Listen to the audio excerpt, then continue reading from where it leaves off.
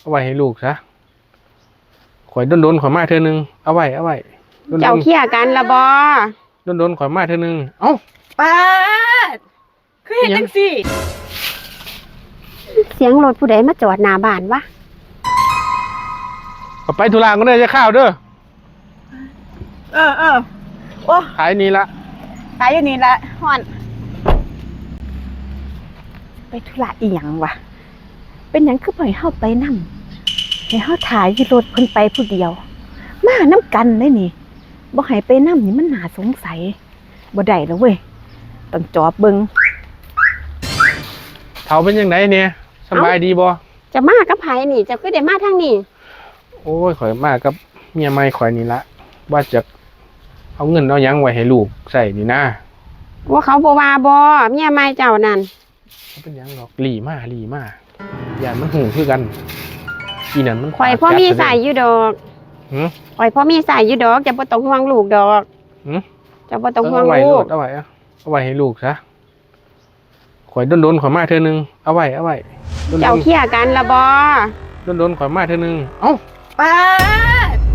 คือเห็นจังสิบ่เป็นหยังดอกข่อยมีใส่อยู่นี่มาหาเมียเก่าซั่นบ่เอาเงินมาให้กันพร้อมข่อยบ่ให้เด้อจังคือสิมาเฮ็ดจังสิโอ้ยข่อยเกือบว่าจิเอาให้ลูกใส่นี่ล่ะเท่ามันต้องขาดถ้าเจ้าอยู่กับข่อยเจ้าก็ต้องขาดกับเมียเก่ากับลูกเจ้าบ่เป็นหยังดอกอ้ายข่อยมีใส่อยู่แล่นหน้าแล่นหลังจังใด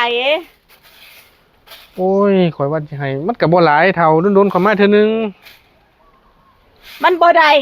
ความสัมพันธ์ขาดมันก็ให้มันขาดแม่ล่ะไปพากันไปซะบ่เป็นหยังดอกอ้ายข่อยมีใส่อยู่เมื่อเลย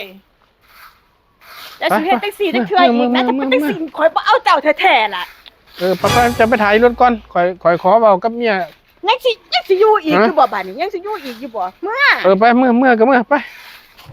มาเลยเจ้านั่นมาเลยเฮ็ดจังซี่มันบ่ถูก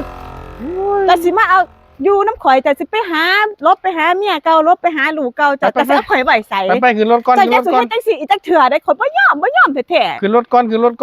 ข่อยสิขึ้นอยู่แต่ว่าข่อยบ่ยอมแท้ๆเจ้ารับปากข่อยมาก่อนโอเคแล้วให้มันหูเรื่องหูราวได้โอ้บ่แม่นซื่อหูแล้วไปขึ้นรถสิพาเมื่อมันมาบ่ได้แล้วมันมึนจะหูบอกว่าข่อยมึนจะขอโทษข่อยเลยขอโทษเท่าไปข่อยฟังความเจ้าเบิดแล้วล่ะไปให้มันหูเรื่องหูราวเนี่ยอย่าให้ข่อยจับแต่อีจักเถื่อได้จะถึงข่อยเห็นอีจักเถื่อได้ข่อยเฝ้าขึ้นห้วยจะแม่นมึนเด้กูสิป้ามันมื้ออื่นนี่บ่สิลบไปหาเมียเก่ามันคือหายคือจมดีแท้ว้าเมื่อนี่ล่ะไปยามันเหลี่ยมซะบ่